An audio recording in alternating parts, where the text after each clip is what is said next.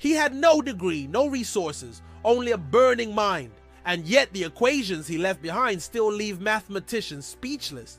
This is not the story of Newton or Einstein or Gauss. This is the story of Srinivasa Ramanujan, the man who saw infinity and lived a life as mysterious as the equations he left behind.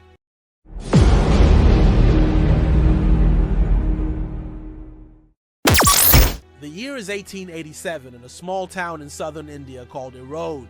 A boy is born into a humble family, no money, no privilege, no access to the grand libraries of Europe. His name, Srinivasa Ramanujan. From the very beginning, Ramanujan was different. By 16, he was inventing new mathematics no one had ever seen before. But genius alone doesn't guarantee success. Ramanujan had no university degree. He failed exams in every subject except mathematics. His obsession isolated him. Teachers thought he was wasting his time. His family worried he would never find a job. And yet he kept going. He filled notebooks, thousands of results, formulas, and infinite series pouring out of him like visions. But here's the twist. No one around him understood what he was doing. To them, it was gibberish. To him, it was destiny. In his own words, Ramanujan said, "An equation for me has no meaning unless it expresses a thought of God." His mathematics wasn't just logic, it was divine. By his early 20s, Ramanujan was desperate. He needed someone who could understand his work. So he did something crazy. He wrote a letter to a professor in Cambridge, G.H. Hardy, one of the leading mathematicians in the world. Hardy almost threw it away. At first glance, the pages looked insane. Page after page of strange formulas, without proofs, without explanation. But then Hardy stopped. He looked again, and what he saw left him speechless.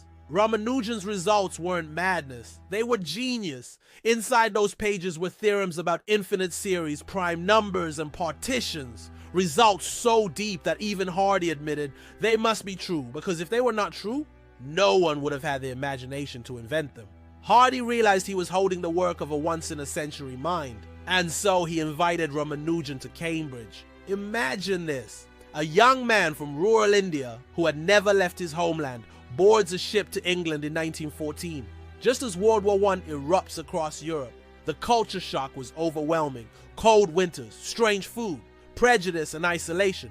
But in the halls of Cambridge, something extraordinary happened. Ramanujan and Hardy formed one of the most legendary collaborations in the history of mathematics. Together, they produced groundbreaking papers. The Hardy-Ramanujan asymptotic formula for partitions, the Ramanujan prime, infinite continued fractions, and glimpses of what we now call modular forms, ideas that later became essential in physics, even in string theory and black hole research. Hardy once said, "Ramanujan's theorems defeated me completely. I'd never seen anything in the least like them before." But here's the haunting part. Ramanujan wasn't just working with mathematics, he believed he was channeling it.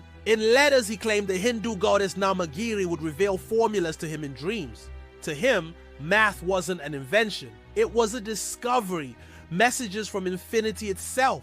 But genius has a cost. Ramanujan struggled with health issues in England. The cold weather, poor diet, and loneliness made him sick. By 1917, he was diagnosed with severe illness. Some say it was tuberculosis. Others believe it was a liver infection, worsened by malnutrition. And yet, while his body weakened, his mind burned brighter.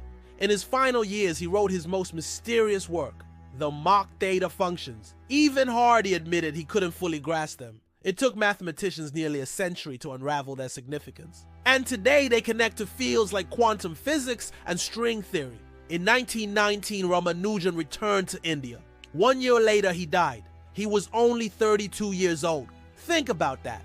In just 32 years, with no formal training, with nothing but his intuition and faith, Ramanujan contributed results that mathematicians are still exploring today. His notebooks, over 3,900 results, remain a treasure trove. Some have been proved correct, others are still being studied. Mathematician George Andrews once said, "The discovery of Ramanujan's lost notebook was the most important event in my career." And Hardy, who rarely praised anyone, admitted that his greatest achievement was discovering Ramanujan. Today, Ramanujan is celebrated as one of the greatest mathematical geniuses who ever lived. His life inspired the book and film The Man Who Knew Infinity. But beyond the Hollywood story is something even more powerful. A man who believed numbers carried the fingerprints of God. A man who saw infinity not as an abstract concept, but as a living truth. A man who rose from obscurity, changed mathematics forever, and left the world with mysteries we still cannot solve. So the next time you hear the word infinity, remember Ramanujan, the boy from India who wrote letters to the universe, and the universe answered. If you love stories of forgotten geniuses, untold science, and the mysteries that shaped our world, make sure to hit the like button, share this video, and subscribe to the channel.